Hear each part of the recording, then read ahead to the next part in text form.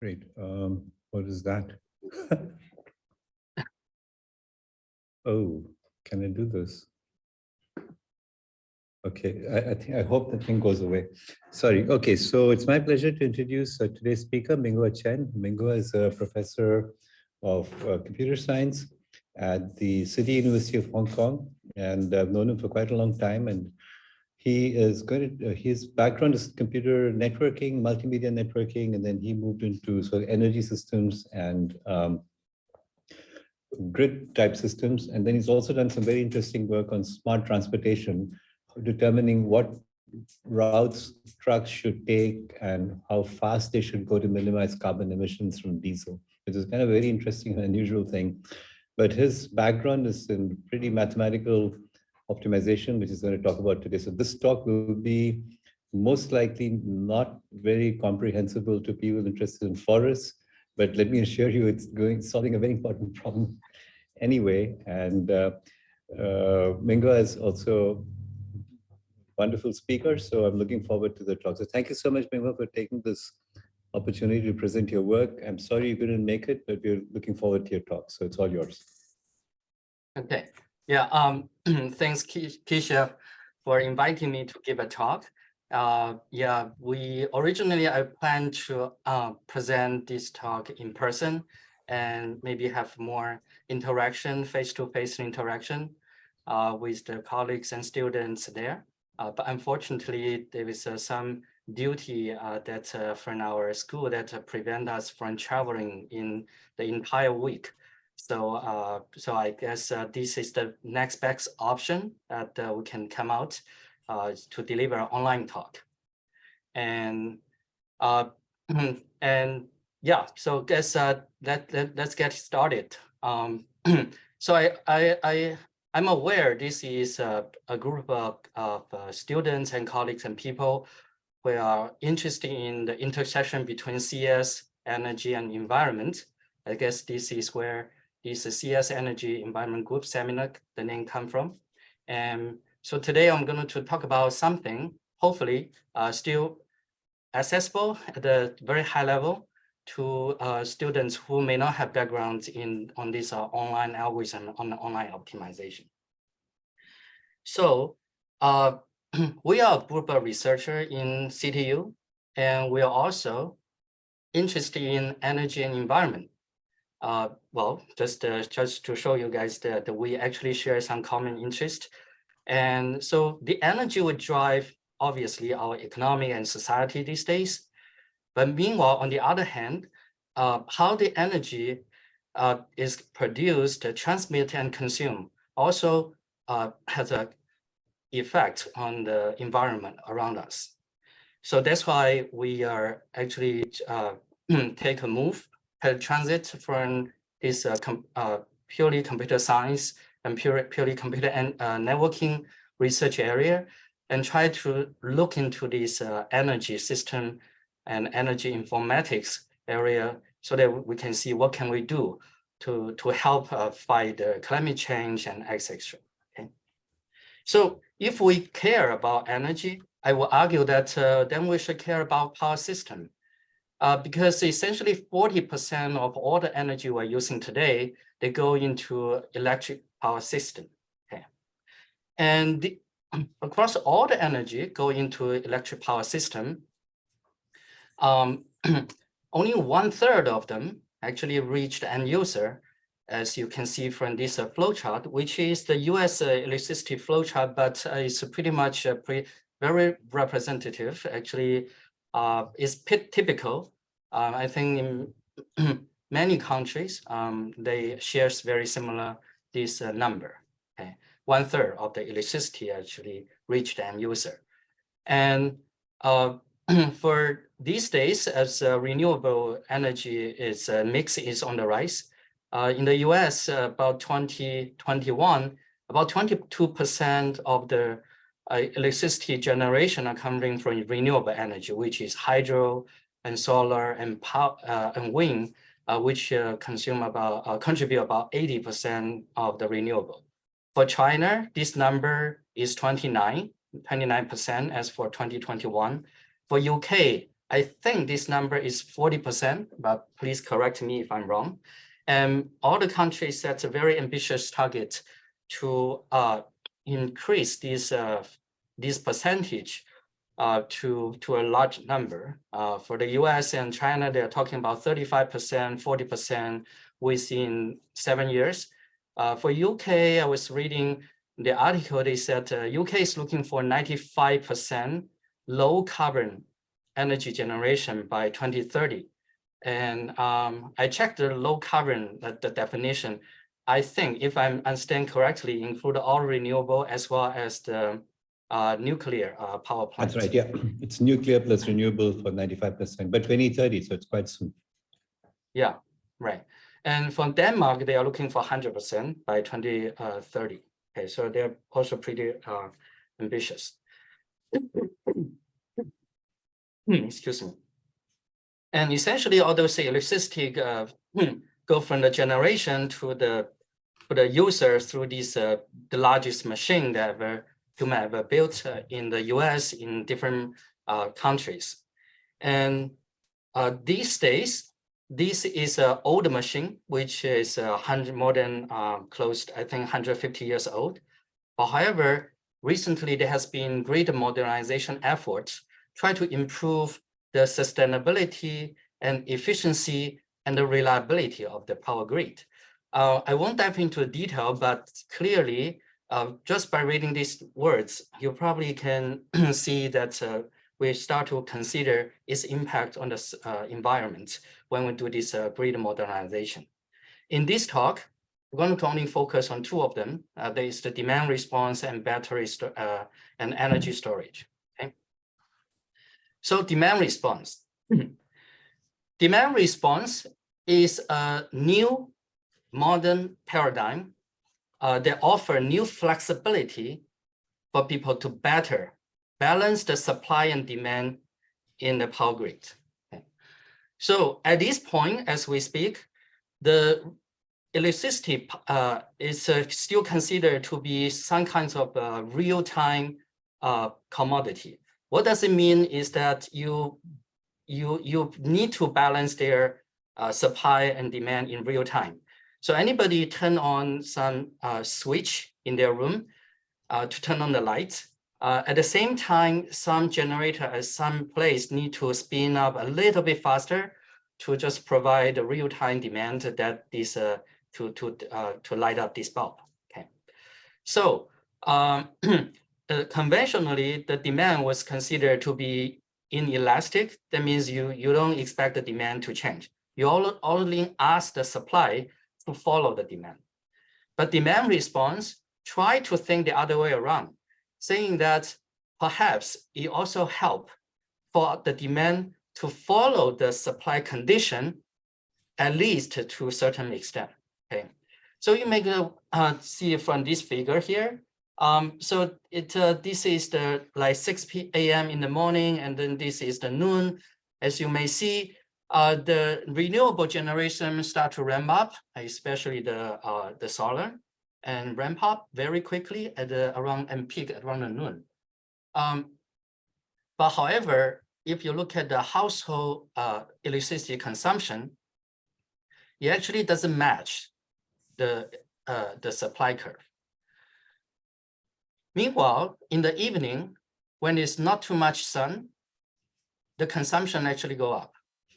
So the demand response, the idea is, I guess most of you are very simple, familiar already, at least this concept, is try to motivate, incentivize user to move these demand to noon so that they can better utilize the abundant renewable generation when there's a noon. Okay, and it turns out you don't need to do too much to save a lot. Only 5% of the peak shaving. That means if you just shave your peak by 5% here, can bring 50% cost saving in the grid operation. So there's a lot of benefit, and people can see, and they didn't ask for too much, only 5%. So there seems to be a direction that was pursuing. Okay. Indeed, by the end of this year, the global demand response capacity would reach this close to 200 gigawatts. How large is this number? You can consider roughly 90 to 95% of the Germany's installed generation capacity. Just imagine the entire Germany country just follow the demand response order, just to turn off completely, turn dark completely, or turn on completely. This is a very, I think it's a very impressive large scale capacity that we can leverage upon to improve the grid operation efficiency and reduce the cost. By the way, feel free to feel free to pause me, interrupt if you have any questions. Okay. Minghua, do you include peak pricing as a DR capacity, or this is actually DR capacity through signaling? Excuse me, you are saying do you include peak load? Do you include peak pricing as a DR? You mean this peak? This when we count this 50% cost saving? Yeah, like right. Time of use pricing, is that considered part of your DR? Yeah, we'll talk about that later. Yeah. Okay. Yeah, but in here, when we talk about 5% peak shaving, we are not talking about the peak demand charge here. We just call it talking about the volume charge. And this peak shaving doesn't only just come from the volume charge, but you also come from that you don't need to maintain those standby generator just for very small fraction of the time they're going to use during the year. So we can completely turn them off. This turns out can save a lot. Right. Any other questions? All right. Okay. Okay. Okay. Yeah, go ahead. No, I think there are no other questions here. Okay, sure. So one mechanism to incentivize this demand response is by pricing. In terms of pricing, there are two types of pricing. One is, I guess, very popular and familiar with many people. That is the volume pricing. This is an example when in the Illinois in the US, the release is a 5 minutes pricing. So this and then you can adjust your consumption based on this pricing. Okay, and this price is for volume. That means it's charged based on your consumption, the total amount of consumption. As you may imagine, if the price is low, that means the supply is abundant, so they encourage you to use the electricity. When the price is high, that means that you shouldn't, you should try to avoid using electricity if you can. Okay. Meanwhile, there is another type of pricing which perhaps is less familiar with household user. That is called peak demand pricing. Is instead of pricing for the volume, which is the kilowatt hour, they price for the power, which is kilowatt. What it does is that they measure your household or this data center, this electricity consumption every 15 minutes, and then charge based on 90. At the end of the month, they look at your this histogram and charge according to a 90 percentile, 95 percentile. So you can roughly consider is actually try to measure your peak demand and charge your peak demand based on your peak demand. Okay, and it turns out this volume, this peak demand pricing is actually quite substantial. We carry out some investigation of the PG&E, which is the utility for California, and CLP, that is the utility for Hong Kong, a region of Hong Kong, and also like the China's utility for Shenzhen. And we compare the volume pricing as well as the peak demand pricing. Of course, we convert the peak demand pricing into the volume equivalent volume pricing, and then we do the comparison. You can see the peak demand charging pricing is substantially higher than the volume pricing. Okay, so this is just say it is there. And basically you cannot ignore them.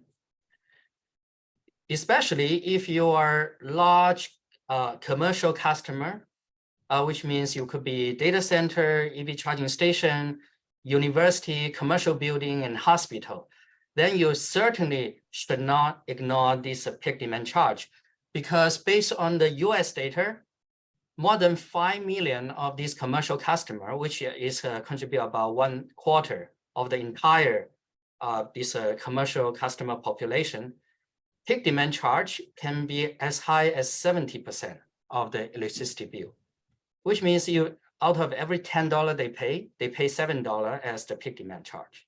Okay.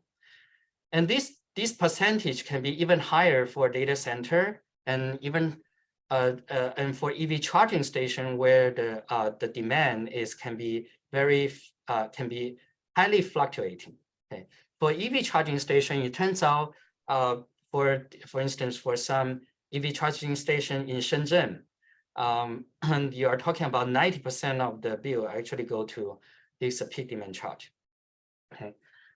I don't have the number for UK, but it's the similar. We think the similar observation actually could also hold for UK. Okay. So because of that, an increasingly popular scenario is for large customer to use renewable and energy storage to reduce the peak demand charge. Okay. This turns out would create a excuse me, create a win-win situation for both the large size customer, as well as the grid, because if you flatten, reduce your peak, then we said that essentially 5% of the peak shaving can save the grid operation by 50%, right? And also reduce the, this peak by, let's say, 5%, also can help the user to reduce the peak demand charge, which is substantial. Meanwhile, essentially also help to improve the grid reliability and still reduce the pressure on the infrastructure. I think for KeyChef probably and KeyChef see this immediately, because this is very similar to this data center, this traffic charge. They also charge for 95% of your monthly traffic. This percentile, mainly because if they need to provide a connectivity to this data center. If your peak demand is high, then it means that they need to install a new transmission line to the data center to support the demand. Same argument here. So if you can reduce your peak, also can also reduce the pressure for the utility company to maintain or upgrade their infrastructure. Okay. All right. So any question at this point? Okay. All right. So notes that there's also work that you can use local generators to help shape the peak. But because of the nature of the peak, which is very sparse, and you are only talking about 5% reduction in some of the cases. So just install the entire generator just for reducing 5% of the peak is not very common. It's not a very common approach. So there's a lot of benefits, but however, just to realizing these win-win benefits has some technical challenge you need to handle. Okay. Just now, I think one student saying, oh, I should look for some important problem where technical innovation matters. I think this could be one of the examples. So the reason is simple. It's just because in order to shape the peak in a practical situation, you essentially need to make the real-time or causal decision without knowing what's going to happen in the future. Okay, it's a little bit like you're going to sell your stock at the peak of the price. Okay, so at the moment when you see a very high price, you always wonder whether or not this is a good moment to sell, or should I wait? If I wait, this peak may goes away, I never get a chance to go back and sell at a peak. Or it could be a bigger peak is coming that I can gain more or I can lose, you know. A similar situation here, because of the demand seen by the large load user, they can be highly fluctuate. This is the load for Microsoft data center in a day. It's highly fluctuating. And if you install some renewable at the data center, you're going to first use your renewable to support you to satisfy your demand, and only the net demand that is going to be satisfied by the grid, right? So the net demand inherently inherent the uncertainty from both the load as well as the renewable, which makes it highly fluctuate, and it's very difficult to understand whether or not at this moment the load, the high load that you are seeing at this point is indeed the peak for the entire day or for the entire month. Okay, and without knowing that, it's very challenging to make sure you cut the peak properly. Okay, so mathematically, if you look at the literature investigate into this decision making under uncertainty, you will notice that this peak optimization under uncertainty, and with this battery capacity constraint, or we usually call it inventory constraint, is highly challenging and it's largely open. Okay, so this is fundamentally it's a challenging open problem, and empirically it seems to be a relevant problem that large load user and the grid care. Okay, so we're going to go from there. And this slide just try to convince you that some of the existing work still fail, because as you can imagine, since this problem seems to important, and they probably has been studied, try to address this problem. Okay, and this is summarized that indeed that's possible. Indeed that's true. People try to use energy storage, try to do the peak shaving, and also we're going to, if you can sort of predict your future demand, future renewable pretty accurately, then you can also do and solve the peak optimization problem more or less in an offline fashion. But the drawback is also very obvious.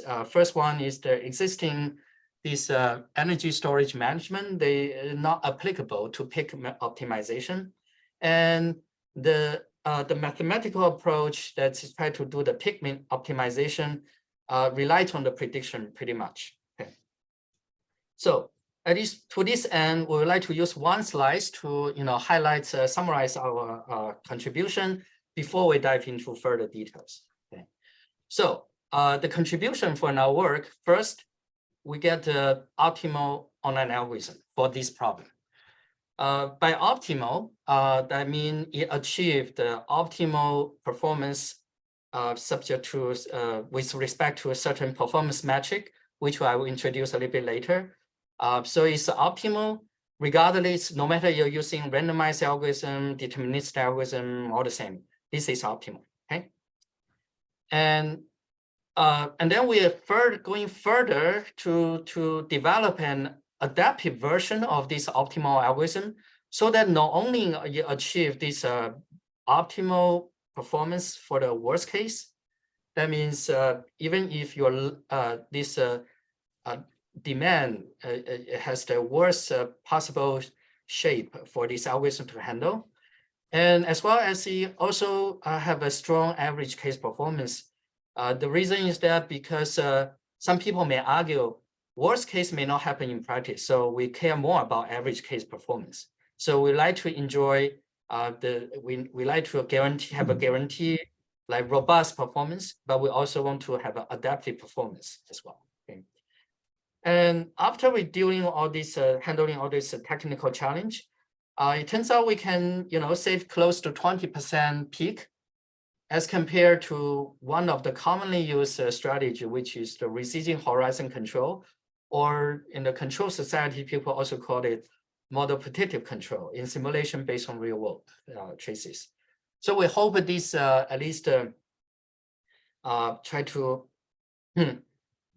realize some of these win-win benefits for both of the large load user as well as the grid operator. So let me pause a little bit here before we go further into the details. Any questions? You know, for those of you who already finished your lunch and and now maybe taking a nap, feel free. I will wake you up at the end of the talk. Okay. The way he's taking a nap, I think we're all satisfied. We're looking good here. Okay. Yeah. No worry. Okay. So first of all, this is the slides I want to use to explain the formulation of our problem, so that you are clear. You're on the same page. You're clear about what is the problem we try to solve. And if you do not agree with the problem we try to solve, you know exactly which where you do not agree. Okay. This problem in the formulation can be very simple. Essentially, you want to minimizing the peak. The peak essentially is the maximum of your net load. Okay. What do you mean by net load? The load that you get from the grid. The dt is your demand, and delta T is what you get from your battery or energy storage. Okay. So the difference is what you need from the grid. Okay. And there are T slots you need to worry most of the time these T slot could be 8 hours. If each slot is 15 hours, then you just multiply by this 8 by 4, you get 32 slots. Okay, but if you're going to do form finer granularity, there's also okay too. So you look at all the slots and you look at the amount of resistivity you get from the grid. You look at the maximum, and then you want to minimize this maximum. Okay, so you want to minimize the peak demand. Okay, and subject to that, your decision variable is you need to decide how much to discharge from your battery or your storage.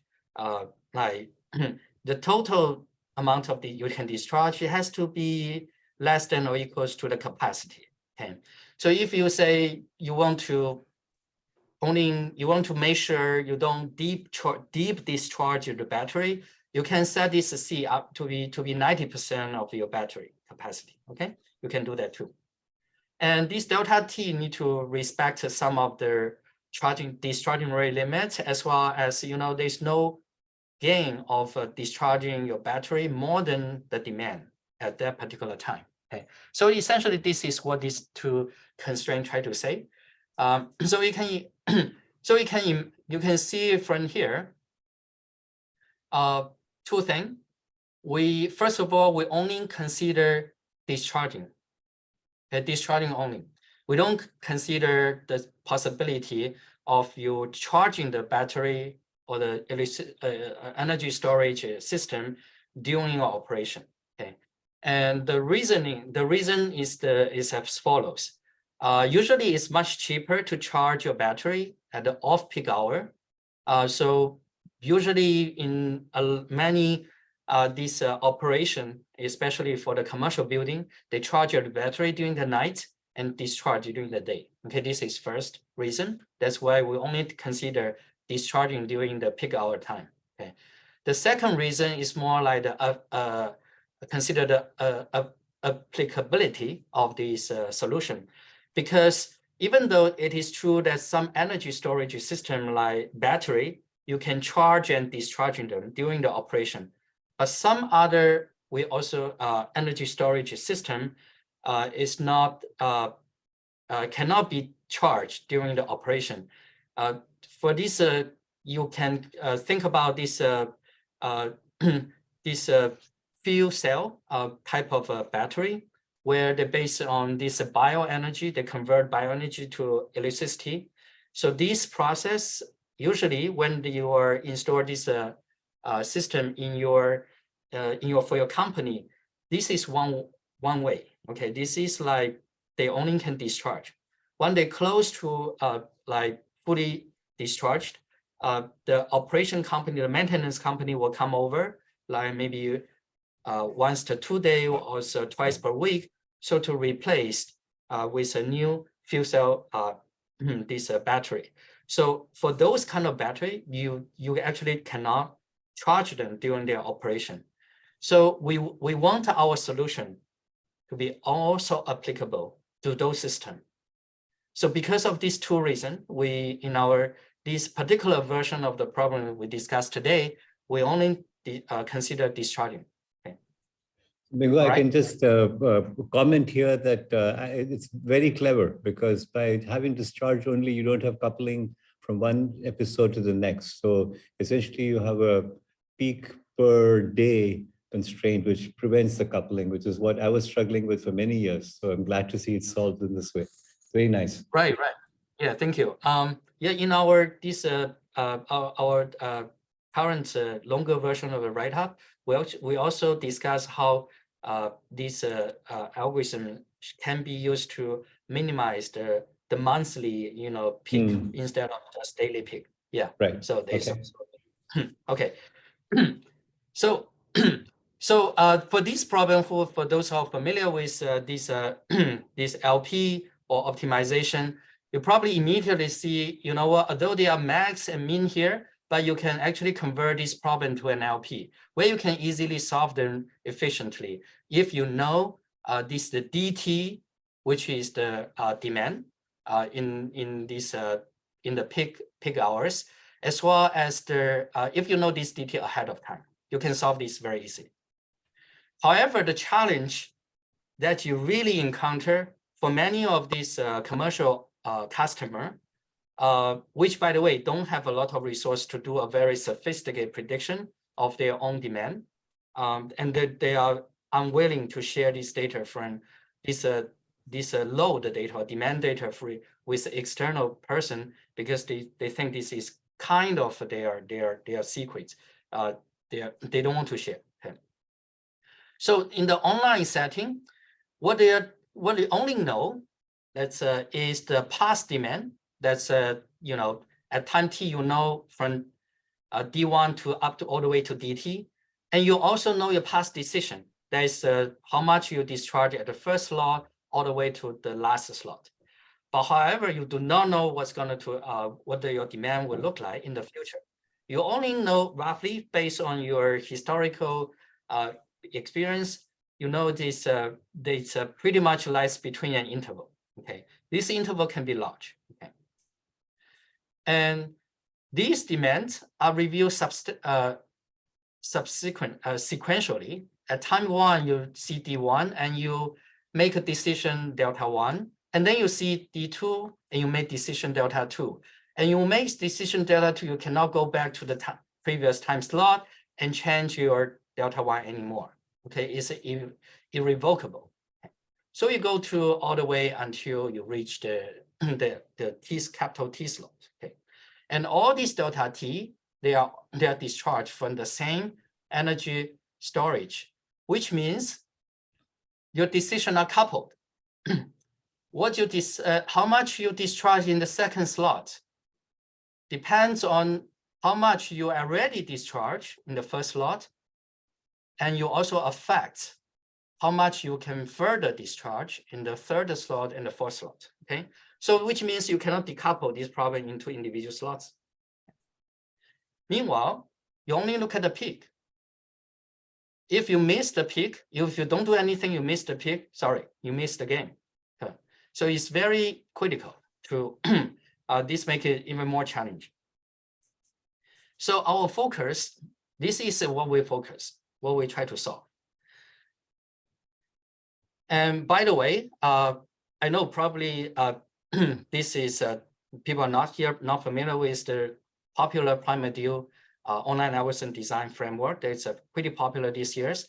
We just want to comment that you cannot be directly apply this technique, because essentially, if you apply the technique, you need to solve a problem with both packing and the covering constraint, which is known to be very difficult to solve with this if you are using this Primadeal technique. Okay. All right. So we talk about our problem. And by the way, feel free to ask any question you might have. Okay. And now, what is the performance metric? Okay. And the performance metric we are using here, we call it computer ratio. Okay.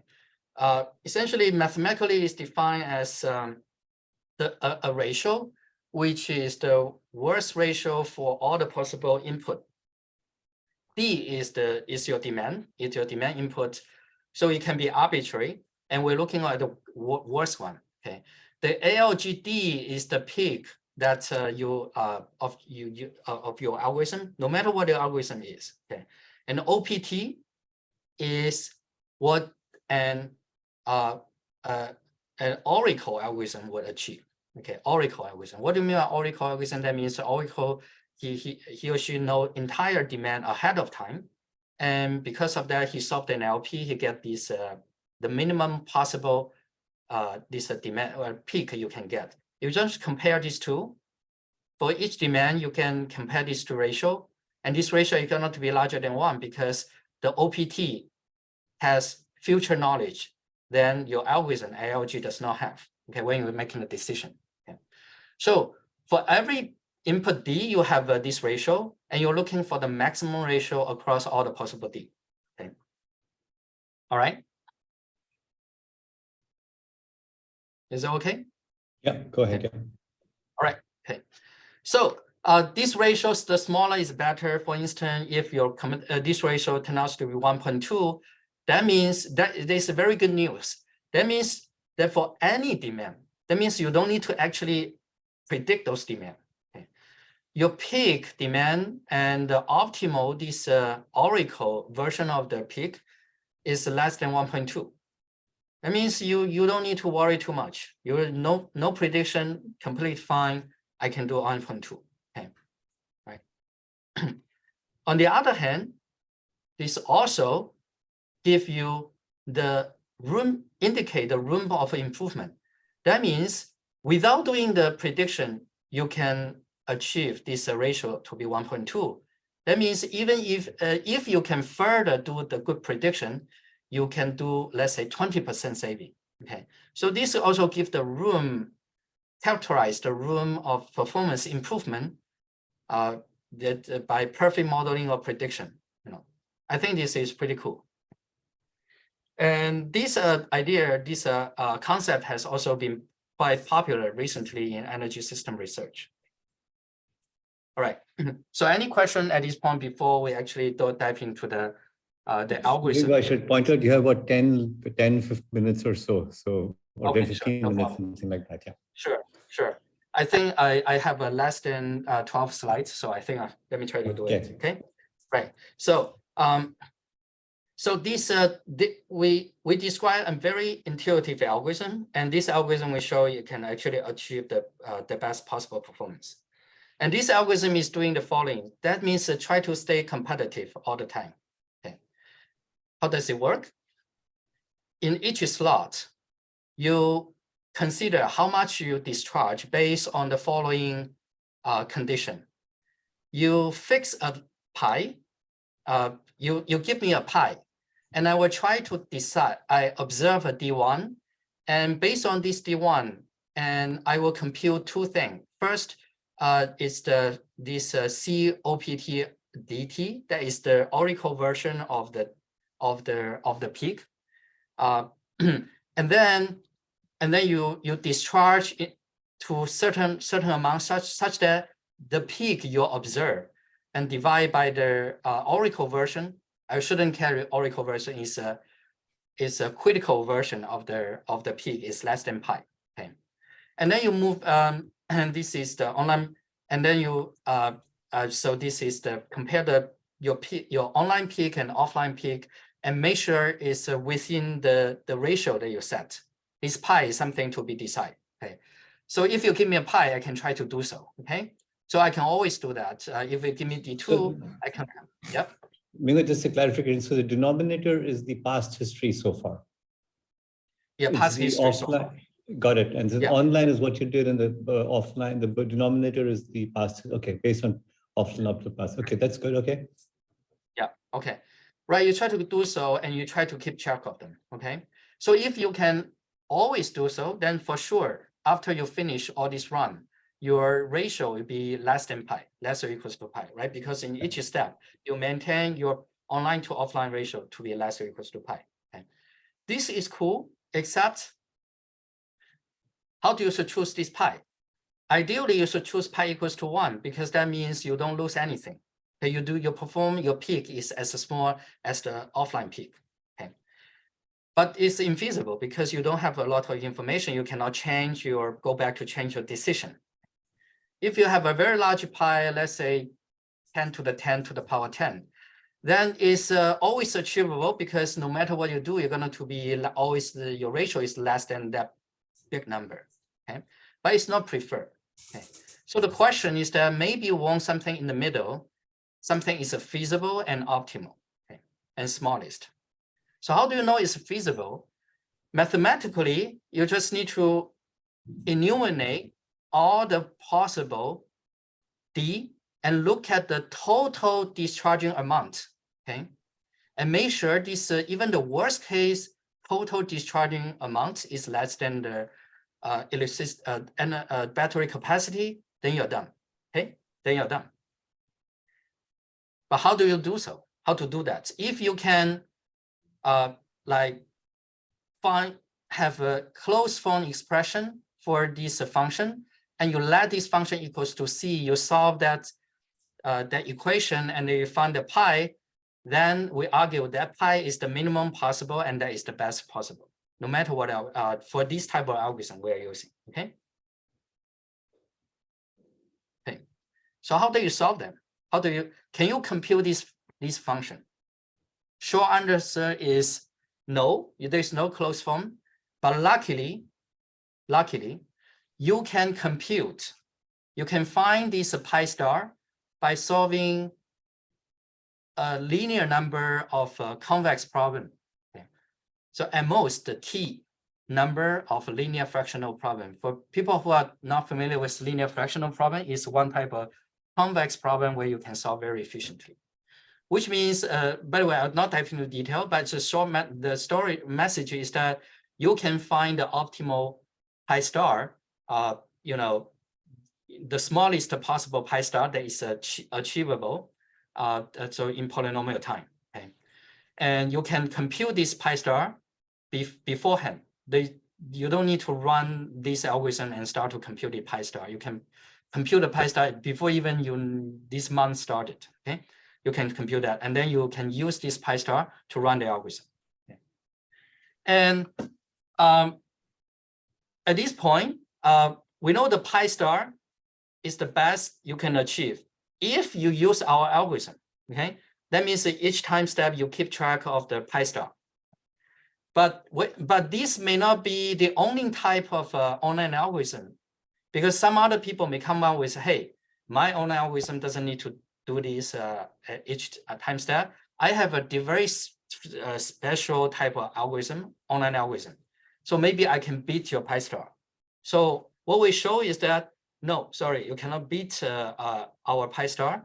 It is indeed the best possible among all the possible deterministic and randomized online algorithm, no matter you follow our algorithmic structure or not. Okay? Right. So that's the high-level message I want to deliver at this point. Any questions? Okay. The second theorem is quite amazing. Okay. Right.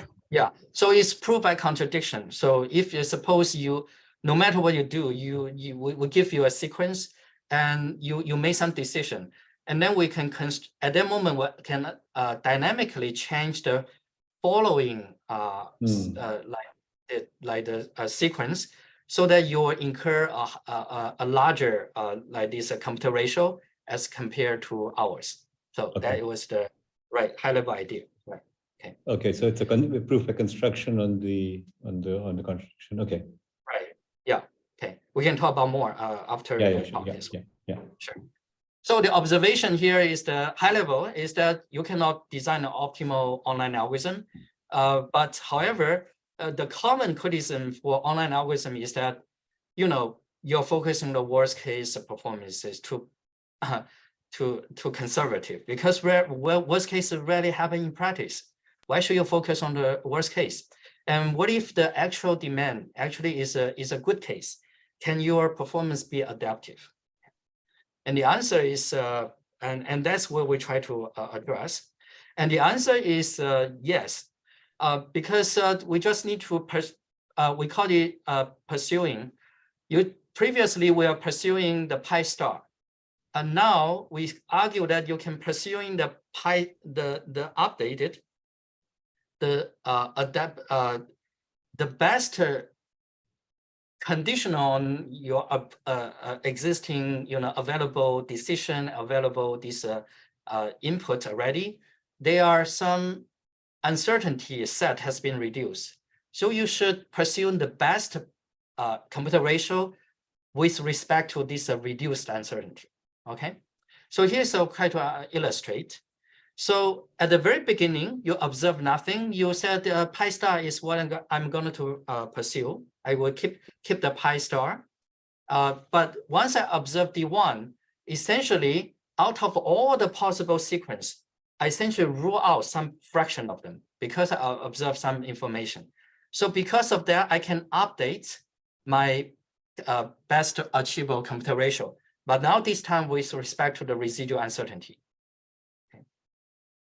And then as you observe more, you improve this computer ratio.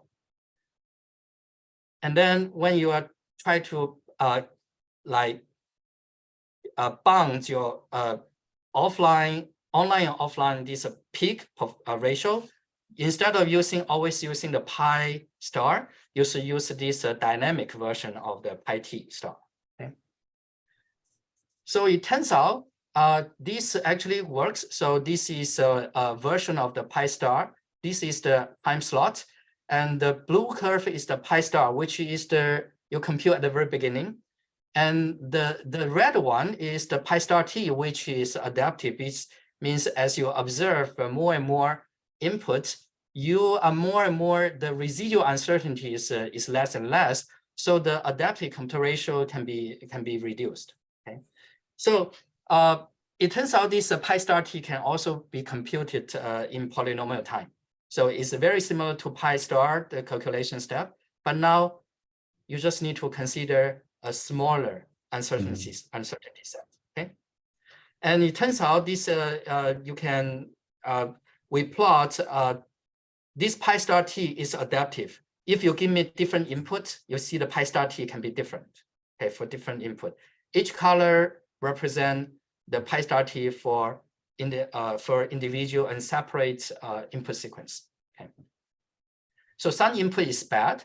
You see the pi star doesn't decrease. Some input is pretty good because the pi star t decreased to very close to 1 almost immediately. Okay. All right. So moment of truth. Does it really work? So real world traces. And then we compare with the popular alternative threshold based or residual horizon control algorithm with prediction. Okay, and we don't have prediction. And these are the load for the same charging station at different time. As you can see, they doesn't seem to have a very common pattern that you can leverage upon. Okay. And this is the results. And in here we try to change your capacity. We call it capacity rate is the storage capacity divided by the average daily consumption. And we compare of the anytime we call it adaptive algorithm design and our this non-adaptive design. So you can see adaptive always get the better performance, as compared to the non-adaptive version. So the smaller the ratio, the better. Okay, smaller the ratio, the better. Okay, pi star is what you would achieve if the input is worst case. If the input is not worst case, you get a smaller ratio. Okay, and if you're adaptive, you get even better ratio. Okay. And here why is what you're saying is the more the storage, the worse the competitive ratio. That seems because you have more degrees of freedom. Is that what's going on? It's very interesting. This is because the offline also get a larger degree of freedom. Ah, got it. Okay. Because it's relative. Yeah. Very good observation. Thank you. Yeah. Okay. But the observation is that if you don't use the adaptive version of the algorithm, you actually can get quite worse performance. Yeah. Okay, because yeah. So which means if the storage capacity is small, it probably doesn't matter too much if you're being adaptive or not. But if your storage capacity is large, then it's better to be adaptive. Hmm. Okay. All right. So in here we also compare the peak. Like this y-axis is the, you can consider is the peak, and the x-axis is the capacity of the battery, and we compare different like this algorithm, and what we see is that for instance the red one is the offline, which is the Oracle version, so it's always the smallest because you know everything ahead of time. So the purple one is our adaptive one. So we are close to the red one, and this RHG residual horizon control is the blue one. Okay, so blue one is not the worst, but it's not very good either. Okay, so roughly 20% further peak reduction as compared to the blue one. So if you compare the purple one, the blue one, the savings roughly extra 20%. Okay. All right. So I guess that's all. Let's maybe try to conclude. I hope in here we demonstrate there's indeed some the great modernization actually introduces some very relevant and important problem to solve, but they actually require you to develop a new algorithmic like this contribution in order to fully address this issue in practice. Okay, and so we fundamentally, I think we believe we also contribute to the online algorithm design community by not only solve this challenging problem, designing of optimal online algorithm, but we also can develop an interesting adaptive version of the algorithm, which have a strong average case performance. And it turns out it works pretty well in our case study. And our ongoing work is obviously to try to include charging and discharging as well. And maybe you should also consider both volume charging and peak demand charge simultaneously, and also other applications, because this is relevant to online optimizations under budget constraint and inventory constraint for this operational research. Okay. With that, I conclude my talk, and thank you very much. Thank you. Okay, we have a little bit of time for questions. Are there any questions from the audience online? You can unmute yourself and ask a question. Yeah. Thank you. Okay, anybody here in the room? So Yihan, you have a questions? Not yet. I just close my hands to show signs. Thank you. Can you hear me? Yes. Hi, Pedro, go ahead. So when you compute when you're computing the competitive ratio, you're saying that it's maximum across all possible input D. Is that like all hypothetical situation of your demand, or does all possible D means? Right, all possible means as long as each slot the demand is within a bound. Yeah, that's all possible. There's an arbitrary demand as long as they are within the bound. Right, the bound is the lower bound and the upper bound is something that you set based on your historical knowledge about. Let's say I know this Churchill College. Their daily consumption, the minimum is certain number, the maximum is another number. So you can input these two into our calculation, this module, and it directly will output the pi star that you should use to keep track for your online algorithm to run. Yeah. Okay. Any other questions? Okay, so we are a little bit out of time, so let me stop here. Thank you very much, Minghua. We will join again in a few minutes, but for now, thank you very much. And let's stop here. I'm going to stop the recording. And yeah. Okay. Yeah. Thanks. Thanks, everyone. for coming, and thanks for the questions.